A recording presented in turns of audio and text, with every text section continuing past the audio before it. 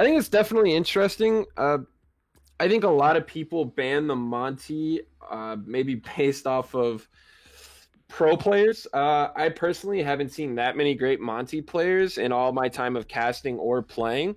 So I feel like it might just be we've played against a couple of Monties and we haven't really been able to figure it out. So we're just going to get rid of them. A Thatcher ban is going to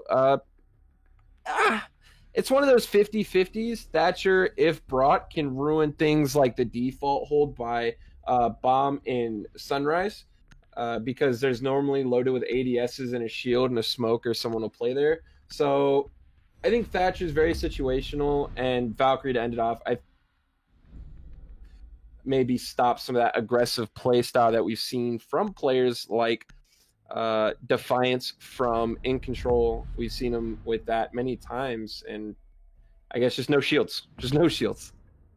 Well, I wouldn't say no shields because Blitz is always on the table. However, just a viable shield is definitely not Blitz. And another thing to speak on this map and their bans, Thatcher, debatably a not as useful operator for certain maps. I would debate that he isn't a necessarily default ban for this map. Maybe for other maps, but I wouldn't even say for this one. However, I was expecting more of a Capitao ban, so I am kind of surprised, or a Nomad ban, which they are electing to bring, which is smart, because you ban the with banning the Valkyrie, you don't really have a way to gain much intel on the outside. And we see the 6 pick here come in for both teams, the Sledge to the Lion and the Pulse to the Maestro. Yeah, I think it's very interesting. I think basing it off of bringing in a 6-pick line, we could be seeing the kind of play style that they're going to go for, which is, force them to stay in one spot and allow our gunners to take those the heads-up gunfight. We'll see how it plays out. We have seen the Lion really cause a lot of teams on the defensive side to struggle once that scanner goes off. The Pulse to a Maestro is kind of 50-50. I don't know. They're both information ops. They're going to work the same way, but the fact that not only was a Sledge on the board at first, but a Zofia and an Ashe, I think maybe bringing that over an Echo when there was no IQ on board, they have plenty of utility on that pick, on that show phase, for you to realize your Maestro camps probably aren't lasting. We are on Hookah here for round number 1. And like I said, we do see that Lion, and it looks like they might try to go for a vertical under, but we're going to see Lasky start working his way up to Aqua, but it does sound like office door below is getting opened. It does look like Nacho will take a bit of damage here, probably just trying to pre-fire on the corner, and somebody just was able to catch him for a second. Another thing, speaking on the ban phase that we kind of missed, Echo, like you said, isn't banned, and neither is Mira. Debatably 2 of the strongest operators for a defensive pro level hold, especially for the map like this. Yeah, I think it's going to be quite interesting to say the least. Valkyrie has seen a lot of non-play even when available because teams just aren't making strats with it because it's so common. I mean, it's just one of those, and on this map specifically, it just feels like all the mirrors you can play are very, just very easily gotten rid of by vertical play. But however, Spiff is going to find the opening kill onto Dennis, and I believe the buck went downstairs into blue to try and see if he could buck out underneath to get maybe that player behind Rum, which would be the smoke. A nice shot rings out from Dennis as well, just giving him a little bit of a pat on the back. And they will have to find their way through this, and the Nitro Cell will ring out from Nacho as it takes down Lasky, and I believe another person will go down. And look at that Warrior. The early fragger is off the board as well, and they find themselves technically in a 1v5, and it's not going to happen. A flawless round coming out here from Prism Esports as they note themselves very quickly. Yeah, I just want to point out that is a 4K for Nacho, who is the other actual standout player on this team. We didn't talk about it because Spiff has kind of been the guy showing up lately, but Nacho is right there with him, 2 kills behind with a positive 6 KD. He's been an absolute knockout player, and he actually ends up getting 2 with the Nitro Cell. Hogger got down by it. So when he finished off the Nomad, it gave him that one. So he actually got 4 kills. He got every kill right after Spiff opened it up with the kill onto Dennis. So a beautiful play from the Bandit. And I kind of questioned it at first. I didn't say it out loud, but you know, there's a Thatcher ban. So maybe it's just thinking they might 6-pick to a Hibana and will protect the walls. But either way, it's not going to matter. Beautiful pick. And Nacho, they're like, hey, man, you're fragging out? Go to the dock. A very smart pick to just put him on somebody that can even, I guess you can say, make him even better into the fragger that he already has been. And it was a very interesting take coming in from Remedy. They were almost checking off all the boxes, except it didn't seem like they were winning their gunfights. It seemed like the only thing that they were missing, at least from the first round. Obviously, it's the first round and mistakes do happen, and sometimes just somebody has a great round like Nacho did. But it did seem like that the one thing that they were lacking was just being able to take on those heads up gunfights. Yeah, it was definitely a bit weird because they jumped in downstairs through blue window, if I was seeing it correctly, and Nacho, I'm pretty positive, was literally just playing Office the whole time, but Nacho is going to be taken out. No 4K. I don't know if that was an attempted spawn peek, but Dreamy is going to be able to find that opening frag back onto Nacho. So here we go. The star player has been taken out, but Mello could manage to find himself a kill onto Warrior if he gets this C4, but he is going to get droned out. And the C4 rings out and still lands on Warrior, the man that has stayed in this league, still not able to find himself even alive for the first 2 rounds. Able to find an early pick in Dreamy with, I guess you can call it a Dreamy shot. Just cancel that spawn peek, and they take control of what seems to be pretty much all of this top floor, and it looks like they might be going for a kitchen window take. Yeah, it's been a deceptively fast round. I mean, they just cleared out top floor from what we can tell, and there's already only a minute 30. Granted, plenty of time to go for an execute, but with time winding down, you haven't opened up vertical play. Everyone can play safe in sight. There's still C4s on the board for at least the side of Maniac on that mute. 1 line scanner going down, so he's only going to have 2 of those EE1Ds left, but it just doesn't seem like anything's happening.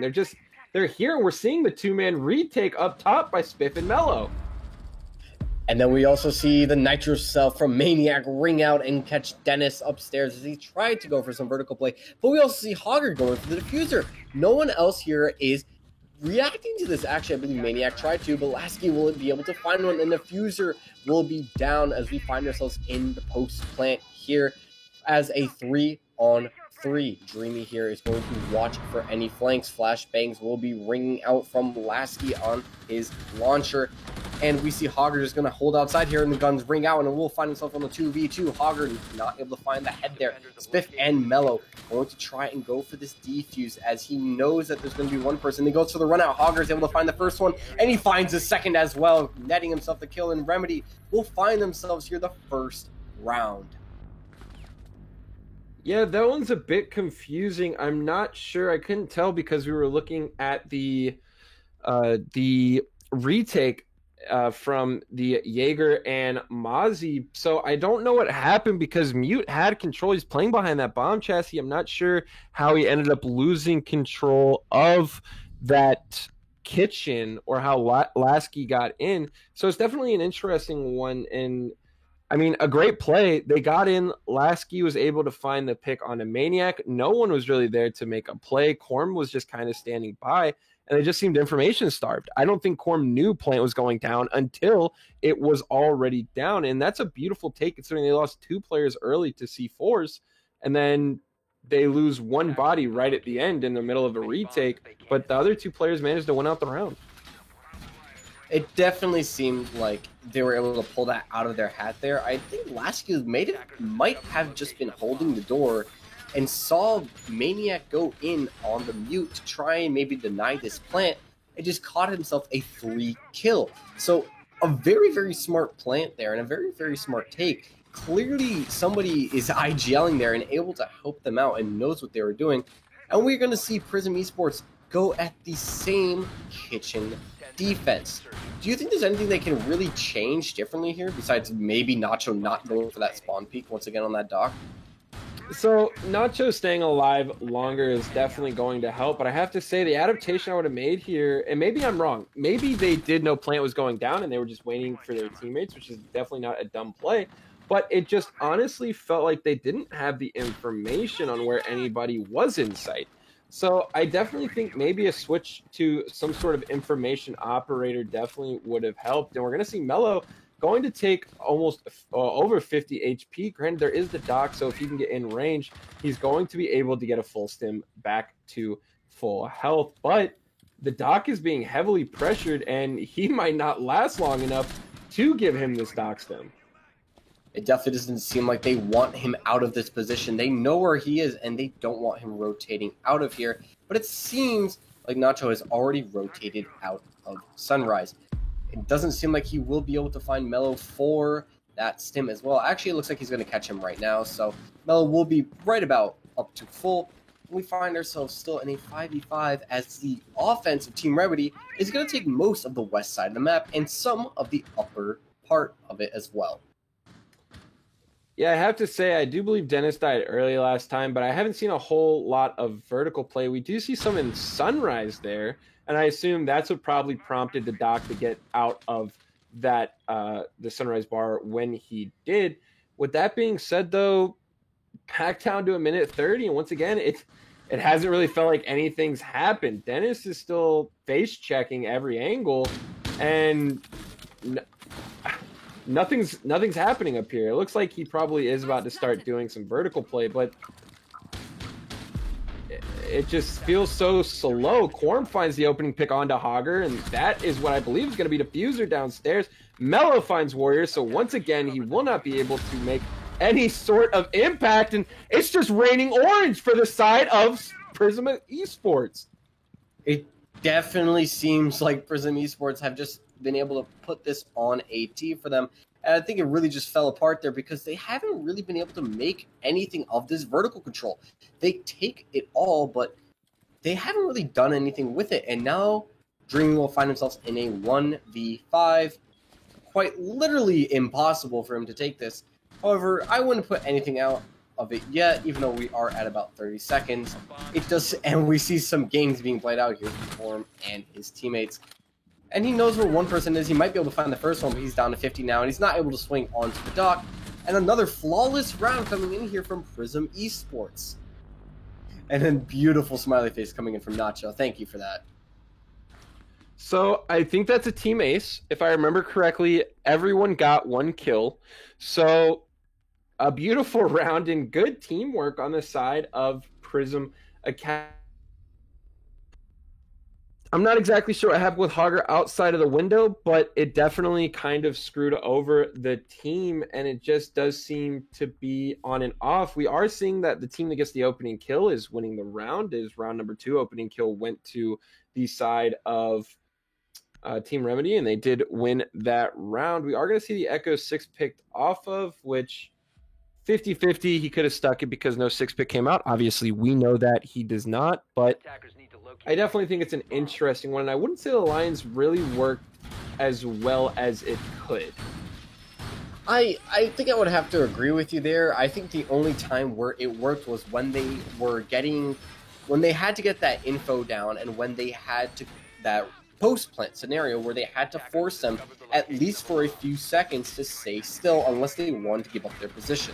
Now, that's not to say that it's not a viable strat, because Lion actually is debatably very, very strong for this map, especially for retakes, especially for just pushing through and trying to find picks. I personally think that the one thing that they're really not able to capitalize on has been that vertical play. We saw them even on the first round when they tried to go underneath. They weren't able to really do anything with any vertical play that they found, if they had any at all.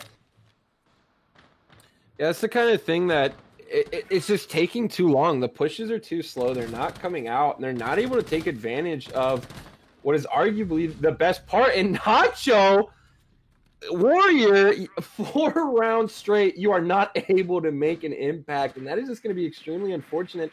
That is actually going to be his first opening death of this season. Yes, it is. And Nacho, once again, just proving he is just as good as the other player we mentioned before, his other primary entry, which is going to be the likes of Spiff. And you got to feel bad for Warrior. He didn't even get to enter the building this time, and last few times it's been C4 as soon as he does. Yeah, it definitely seems like Warrior just can't catch a break here, and Nacho is actually still in a position to attack. Same with Spiff if they want to go for it, but Nacho will back off just for a little bit as of right now. And like we said, Warrior just hasn't been able to catch a break. Maybe we'll see that change within the next few rounds. Maybe we'll see that change when they switch up and he is on the defense and he's going to have to force the gunfights. I just don't know what to say. So we're going to see an air jab go off, and I'm really not sure where it went off, but it doesn't seem like anybody attempted to go for a kill. So I don't know, maybe it was a Wamai disc? Maybe? It seems kind of weird, or maybe it was top white and no one just pushed it. We are going to see Hogger just battling with this Maestro cam. He's jiggle peeking it, but it's not really going to make much of a difference as... Well, there's no point in jiggle peeking a Maestro cam or a bubble. You can't shoot it back. With that being said, our Spiff is actually taking a lot of damage here, so it is slightly even in those healths. But once again, this bubble is just really, really causing some issues. Corm is just playing laser tag with them, and we have to expect that somebody's going to send something out here. Lesky does have his gadget to get rid of it. They're not doing anything, and guns will come alive as kills ring out, and Dreamer will be the last alive 2 rounds in a row.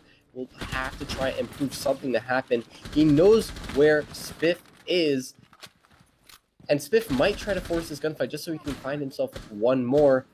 But he's just jiggle peeking this one angle, and he peeks away at the wrong time. He's going to maybe go around the other corner, and he knows he's right there. He's going to peek around, and he's not able to find a kill. He whiffed on the first shot, but he's able to find it on the second go-around. Prism will find themselves their 3rd round.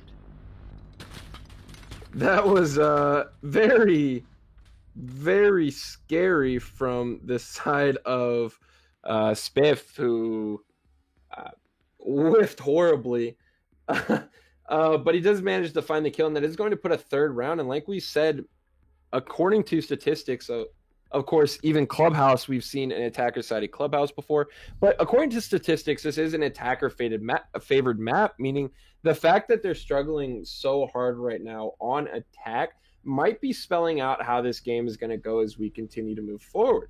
Like I said, statistics are statistics, and they can always be changed, but it's definitely a scary look for this side of Team Remedy. With that being said, it's been absolutely good gameplay from the side of Prism Academy, and they've just been able to shut them down at every turn except for that round number 2. As a wise man once said, facts don't care about your feelings, and the fact of this match right now is that Team Remedy just haven't been able to find anything to go with. And that last round, that Maestro cam just really they weren't able to find it, I believe, and once they weren't able to find it, they didn't know what to do. They weren't able to adjust to it, they weren't able to find a way around it, and they just didn't do anything about it and tried to force it, and since they knew that they were coming from there, that just set up everybody able to swing. Nitros flew around, and obviously, we saw a 3rd round go for Prism. Now we see them go in the blue Sunrise take, and this is arguably one of the better sites for this map, and I'm very interested to see how they're going to attack this and even defend this, wouldn't you say? Yeah, I think Sunrise always comes out as one of those interesting holds. I think it still has some interesting change-ups. We've seen people Swiss cheese the entirety of the top floor to have all these angles from all these different areas, from courtyard and things like that. We're going to see a little bit of it, but it's more just feet as we see that Shield of the Wamai playing 90 kind of aggressively. We also, I believe, heard a Maestro cam in the lobby, but it's probably courtyard is to watch for the feet of people planting where we see those footholes in the side of Blue Bar. And there we go, I'm correct. So it definitely seems like a pretty default standard. We're not going to see anybody playing at that Couches by Bomb And that's normally one of those spots where a lot of people really hold on to kind of heavily because it kills so much time.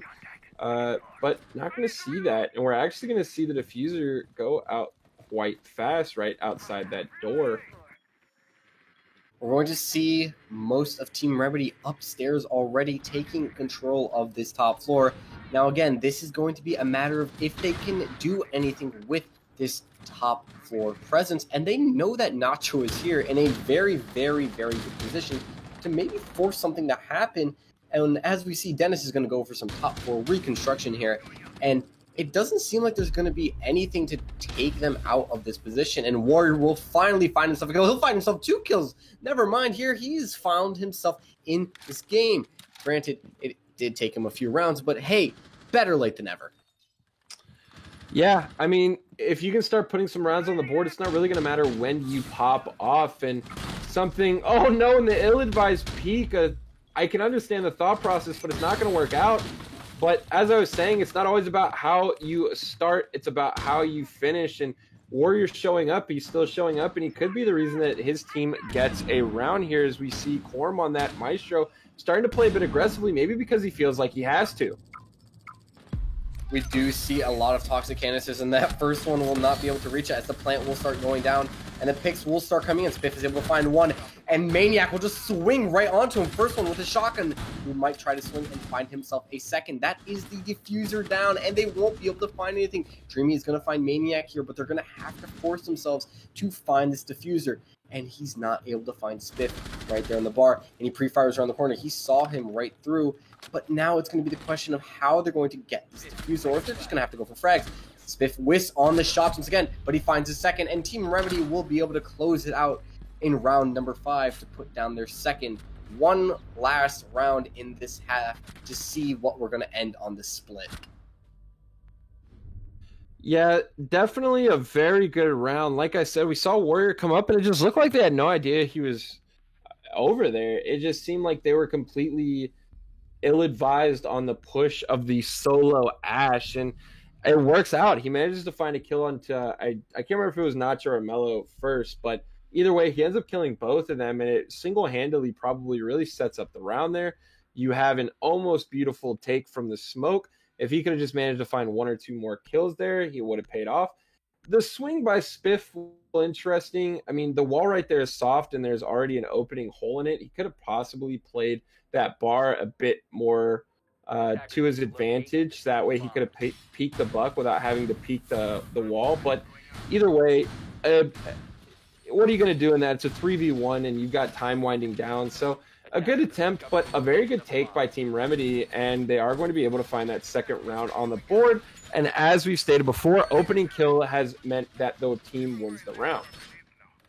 That has been another fact of this game so far, and it's going to be very interesting to see if that keeps up. Obviously, it does play a lot of impact on the game because a lot of teams will have to adjust. If you're the attack and you lose your first man, you're going to have to adjust how you attack, especially if you lose a hard breacher, a roam coverage, or your entry fragger. It really determines how you want to attack from there on out. As a defense, it can mean a lot of extra rotations. It can mean you have to just basically play more aggressive or more passive depending on how you want to play. And it's going to be very interesting to see how they're going to go in here. And it looks like they're going to go for a west side take for Team Remedy. Yeah, this could be a very interesting one. It feels like they do a lot of kind of these split pushes. You always see Dennis on his own. Last time it was the Ash kind of doing his own thing. And it's one of those things where if the Buck misdrones or anything like that, although it looks like there is a second person up there with him, but if the Buck were to, let's say, make the mistake of misdroning and someone were to catch him off guard in a rat angle, it could very well lead to you losing that vertical play. But at the end of the day, the Nomad is going up with him as well, and it looks like Warrior is also going to be taking Aqua, so it looked like maybe a very horizontal flat take is going to end up turning into 3 people upstairs trying to get some of this vertical play. Nacho will also fall back as they literally just were able to force him out of that beautiful sight and Spiff whiffing on the drone, but he's able to find it on the second go-around. And like we see last time we played this site, they took all of the upstairs, or it looks like they've taken all of the upstairs, and they've taken most of the west side of the map. Now it's going to be very interesting. What do they do with this? Dennis not going to be applying any pressure yet with his vertical pressure.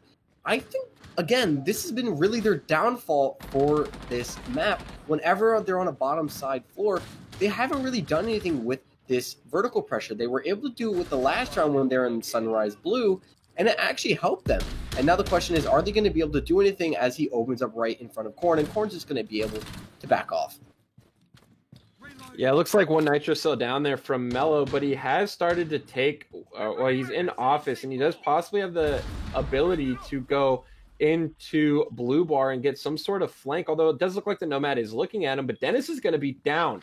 So that's going to be big for them as we come pick him up, as the final push needs to begin to work its way in. You still have a C4 on the hands, or no, excuse me, that probably was the C4 of Maniac. So no C4 is left to try and stop this, but Warrior with that 3-speed Ash is going to find and book it over to Dennis. Form going to take a lot of damage, and it's going to be Warrior to find the opening kill once again.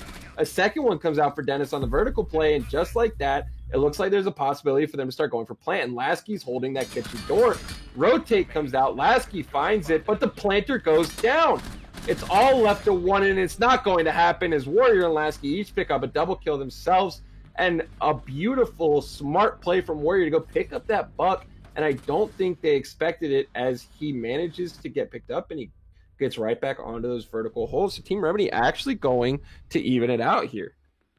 A very, very surprising round, because we got really late into that round and nobody had died yet. There was no execute being done. There was really almost no setup besides that one hole created by Dennis to hold that rotate there. Granted, it was a very, very powerful one, as he was almost able to net, I believe, 2 or 3 kills on that singular hold there. And it was just a very, very smart round. And the fact still holds up every time a team gets the opening pick. They've won this round for this game. So it's going to be interesting, again, if this holds up. And another thing, as we swap sides, we find ourselves at a 3-3 split, something you don't see often here for an attack. Well, in most maps, you like to see a 2-4. That's typically what you normally see. And we find ourselves here at a 3-3, even on an attacker-sided map. It's almost shocking, especially for kind of a team that we haven't seen anything from, and we don't know what to expect from Team Remedy. Yeah, I definitely would say a lot of these have come on the back of, the last 2 rounds specifically, have come on the back of Warriors absolutely being able to find those crucial opening picks. And not only that, but being able to pick up Dennis also led to technically a 3rd kill, as Dennis was able to find one from above. And it really just felt like it's been a lot of Lasky and Warrior. Dreamy's gotten an opening pick, but Dennis found his first kill on just that last round. 2 of Hoggers are in a post plant with both of the players trying to jump out and go for him because there's really no other option. I mean, it's been Lasky and Warrior kind of really trying to pick up the slack, and Lasky almost gets caught out there on a rotation. We are going to see Kitchen come first, which is pretty standard, and it does look like they're possibly going to be looking at going for some sort of underneath hold. And, oh no, if the Doc, he might get grenaded here. Oh, when he gets on the cam, and here we go. The grenade is cooked. Is he going to be able to hit it? No, nothing lands. That's actually kind of surprising. I thought it was going to hit him. The explosion went down underneath him, but he doesn't get the kill. Lasky is going to take half HP, but thankfully, because something happened with the grenade, it's going to be able to allow him to get docked up if he chooses to be. But it's going to be Warrior once again, making his mark, and he's going to find Corm early on, and that's going to be the sledge down. A beautiful pick coming in there from Warrior. Warrior just getting that kind of off angle, and Spiff is going to try and swing onto here, but someone is backing up Warrior, so it won't allow them to do anything of the sorts. And somebody's downstairs, but Lasky will be found out downstairs, so that will kill their roamer. Warrior will net himself a 2nd kill here, but he will find himself out as Nacho swings on. The big man for Prism is able to swing on and just net themselves another kill. We find ourselves in a 3v3 with just a little over a minute to go here. Yeah, I will say this is worrying if you're looking at it from the side of Team Remedy, because you have Dennis who's struggled and he can always wake up, but then you've lost your two big names, right? Warrior and Lasky, the two guys we were talking about. Warrior guy has 2 kills, Lasky unable to find one, and now it's going to come down to the players that we feel like have kind of been underperforming so far this game to try and make it all work. Proximity alarm is going to get shot, and Dreamy is playing really close, but he does have the shield with him, and I'm not exactly sure where the Doc is, but Nacho's going to find one. He's going to pop up. The Nomad's going to be able to find another, and Maniac pushes in with the pistol to find Dennis. A beautiful take. Maniac with all of that ammunition there, and he's just going to swing it with the pistol, and yikes, that looks like a hip fire one tap to the Doc, and that's definitely not going to make you happy if you're on the other team, but a beautiful take. And finally, Prism is going to stop that opening kill getting the winning round. Warrior did the best he could, but with nobody else on the team managing to find a single kill, once again, like we said, it feels like it's Warrior or Lasky or nothing for this team. That's just how it feels right now. It definitely seems like these two are kind of just trying to force this team to any sort of round win here. And hats off to Prism there, as they were able to go for a very, very good split push, and just the IGL calling basically just allowed them to just go in immediately. Obviously, we don't hear their comms, but it definitely seemed like they knew exactly when to push up at the same time. And Nacho was able to find himself 2 kills there at the end as he reaches double digits in the game already. And a very good, I would say it's a very good setup there coming in from Team Remedy. It just falls on the rest of their team to do anything with that setup. You players in Dennis and I believe Dreamy and Hog are just in beautiful positions to really take the gunfights there, but obviously they fell short. 10 seconds to insertion. Yeah, the fact that Dreamy and Hog are both in very powerful positions. That rum bar with no one on big window is honestly one of the most powerful positions that you can play on as a smoke, because it's going to eventually become close range. That shotgun SMG-11 is going to be absolutely perfect. And then Dreamy at the top of this with a shield, but once again, not going to be able to make it work. And we're going to see a very fast entrance here from Corm, and it looks like he's going to be looking to try and cut anybody off. Corm has struggled a little bit in this game, but the rest of his team, unlike on the side of Team Remedy, has been able to pick up the slack where he is struggling. It definitely seems like Prism is kind of more complete right now than Remedy, but I wouldn't say that just yet, because we see Remedy was able to pick off 3 rounds in this whole game, and Warrior was catching a bit of HP from somewhere. I don't know exactly where that came from, but he was catching a little bit there, and he is down to just around 50 HP. Hatch will be opened up by, I believe, a grenade coming in from either Corm or Mello. And another thing we didn't really talk about, Mello on the Yana. What do you take of that pick? It's the second round he brought that. I think it's definitely interesting. Yana has those nades. That G36C is such a powerful gun. Sometimes people really don't understand that it is, just due to the fact that it's like, oh, we have the R4C, who cares, right? But the G36C has been, we've seen Kanto, Joystick, we've seen big name players opt for it over the likes of that R4C, and there it is, Mello proving its worth right there, and he's going to be able to find a kill onto Warrior. That's going to be the opening frag. Dennis is going to take quite a bit of engagement as well, but he is going to be able to fold stem, but Spiff comes around the corner. He's going to say night-night to the Doc, who's standing in a corner, and it's a 5v3, but Mello and Corm both at 50 HP. Well, it doesn't matter the HP, as the rest of Team Remedy will just seem to follow. Dreamy is able to find himself one. Maybe pull off something miraculous here, but it definitely doesn't seem like that's going to happen, as Spiff just pushes in and nets himself another kill on the round and gives his team their 5th round on the map. Yeah, I mean, what more can we say here? Just, it feels like there's only 2 players on this team, and it's very hard for me to tell because I don't recognize a lot of these other players, so I can't say what I know when watching other leagues. But right now this team is feeling like it's a very top heavy team. With that being said, this is kind of an unfair assessment. We don't know how long Team Remedy's been together. We don't know how much time they've had to practice, and this could be a team that we could see really grow into something as we go down the line.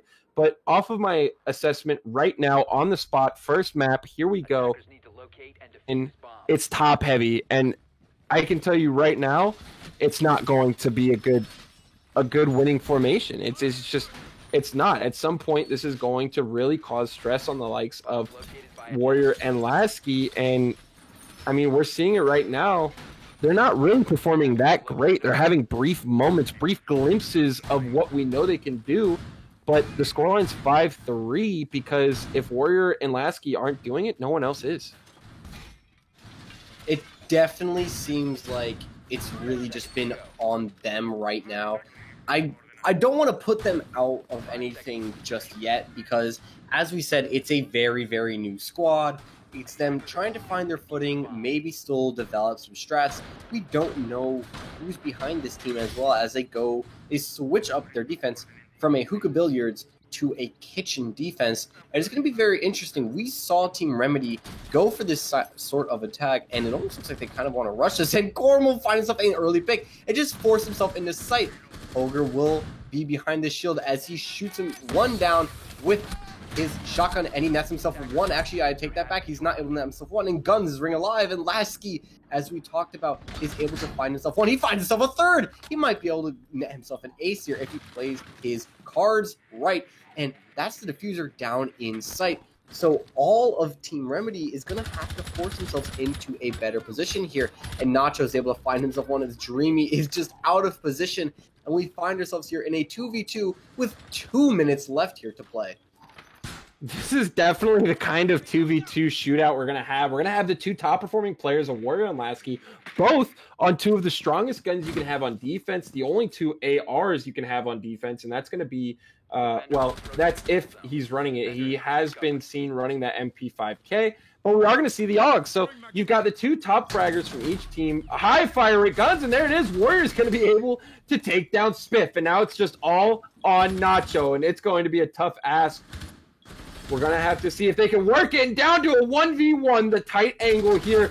And he's not going to be able to land the shots. Lasky going for the 4K. And he's not going to be able to get it. As Nacho is going to be able to catch it from the off angle. And what a round. Lasky, once again, a 3K from him.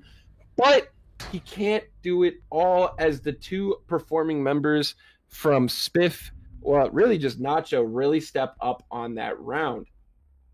It was a very, very, very close round there due to the likes of Lasky and Warrior. They didn't want to let that round slip away and clearly wanted to fight for it.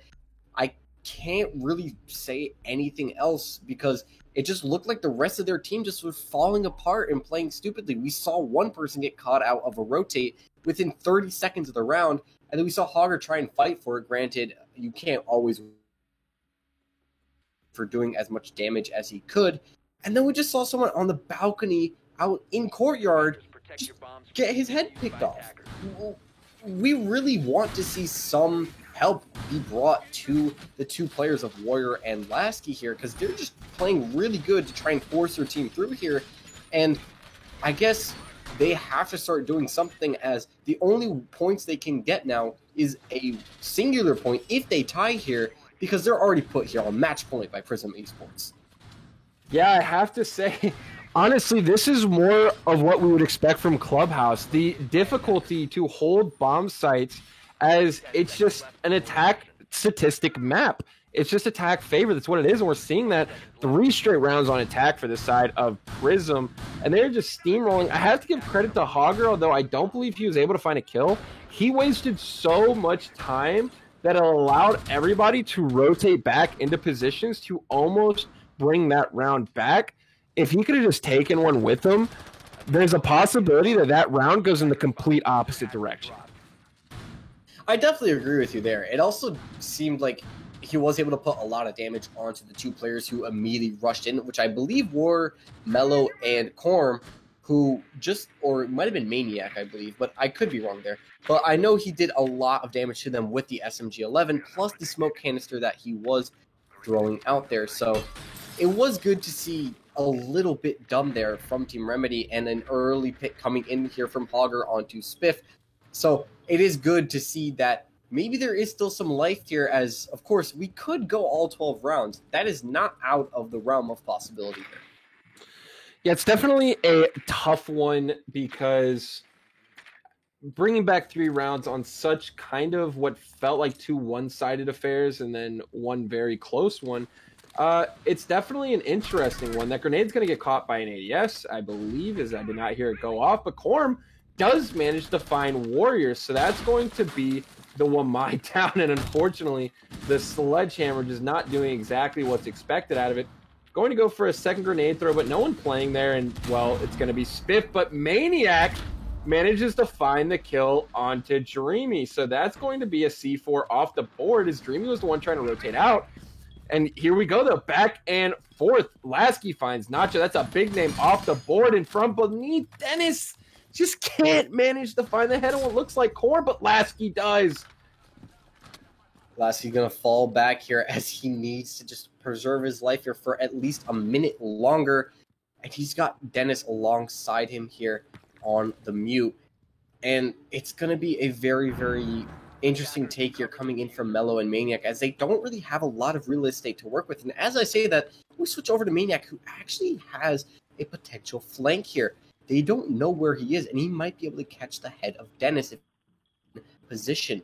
He's watching the rotate right here, and he's just going to pre-fire around the corner. Now they know exactly where he is, and they're going to pre-fire around the corner. He knows exactly where Dennis is, and they're going to pre-fire around the corner possibly, and they don't know exactly where he is, and they're going to catch Dennis here for a 2v1, and Lasky just barely misses Maniac right now, and he's going to fall to Maniac as he whiffed the shot once again. A beautiful drop of the 2 players for the double kill there coming in from Maniac, and we see Prism Esports take the match 7-3. Yeah, that was so unfortunate because Lasky was really putting it down for the team. Maniac almost screwed himself over by going for that pre-fire because it gave away his position, and Dennis unfortunately just really struggling to make any sort of impact. He had that 1 kill, but that's really all he could do. He didn't do a lot on vertical play. Like I said, it only got 1 kill from vertical play on a map that is so vertically gifting if you can take that kind of control. Team Remedy just looked a bit too slow on this one. It definitely seemed like they were just playing, I guess you can say, at almost a snail's pace there. But again, we can't really knock much of them because they're a brand new team. They're fresh, and they just recently got together. So who knows how much they actually have prepared. Coastline, one of the better maps for newer teams because sometimes all you have to do is rely on your fragging. Of course, when you don't have any ability to frag, sometimes it's just not helpful. And as I speak here, we are just about ready for our interview with Corn. Welcome, Corn. How are you feeling after that good win? We're feeling pretty good. Were you guys expecting them to fire back, at least in the first half? Were you guys a little scared, I guess you can say?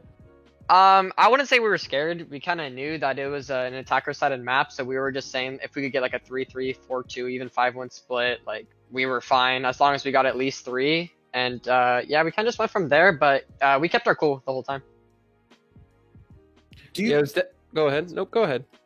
I was just going to say, you guys seem to just really be performing well here, especially on that round where when I believe that was the 9th round there, where you guys just decided, hey, we're just going to push into kitchen and see what we can find. What do you have to speak on your 2 of your top performers being Spiff and Nacho, of course? Yeah, so 1 thing, Spiff go. 2, Spiff actually had a drone in sight, and he was like, boys, there's 1 guy on site, everybody else is still setting up. So I said, okay, bet. And I sledged the window and I hopped in, and we kind of just went from there.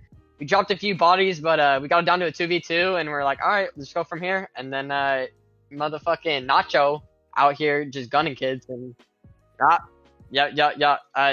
just Nacho just went in, clutched the 1v2, and we're like, all right, Nacho, and yeah.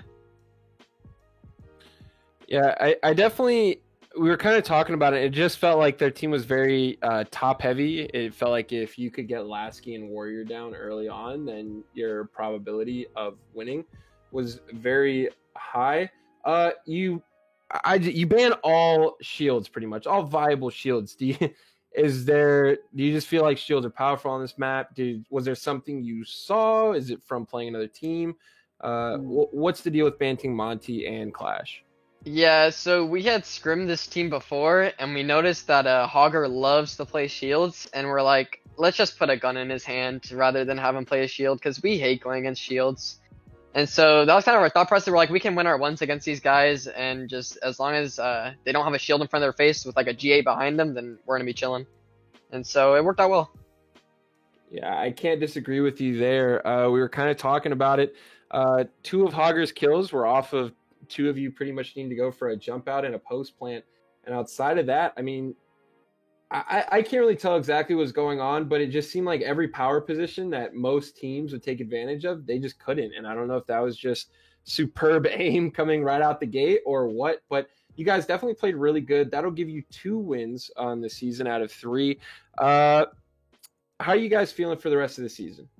We're feeling pretty good right now. We already played In Control, which is one of the better teams, and we know we could have done better against them. But heading on from here, I think we're in a really good position, and other teams should really be looking out for us. We're gunning for the throne. All right. Well, I don't have any more questions. If Vial does, he can go ahead and ask them. But if he doesn't, I mean, pretty much the floor is yours to say thanks for anyone that might have stopped by. Nope, that's it for me. Corm, anything you'd like to say to the fans or anybody else watching here for you guys? Just want everyone in chat to spam Spiff Goat because he's the man, and that'll do it. Well, thank you, Corm, very much. I appreciate it, guys. Well, that will wrap up this first game, and a very, very impressive game. And as he liked to say, Spiff Goat, I guess he did have a very strong performance here. And I'm very excited to see this next matchup. Wouldn't you say, Wet Nude? Yeah, I think it'll be very interesting. It is Akara Gaming versus Powerhouse, and obviously I talked about Powerhouse earlier being one of those big name teams. I'm just going to go ahead and say Nacho, I think, was the top performing player from that game. Yes, he was. Spiff was an amazing player, but if anyone's going to get MVP from me, it's going to go to Nacho. So Nacho, great job. But once again, great job to the entire team. They played that so well. Everyone kind of had their own moments of greatness. We saw Maniac with his 2v1 going up Cool Vibes, and also his 2v1 flanking in Kitchen. So everyone on that team was able to play when needed and be that step out performer. But stick around in just a few minutes. It will be Akara Gaming versus Powerhouse. I will not be casting that second game, so I apologize if any of you guys missed me because it's been a while. But Vial was absolutely a pleasure to cast with you, buddy, and I look forward to our future cast.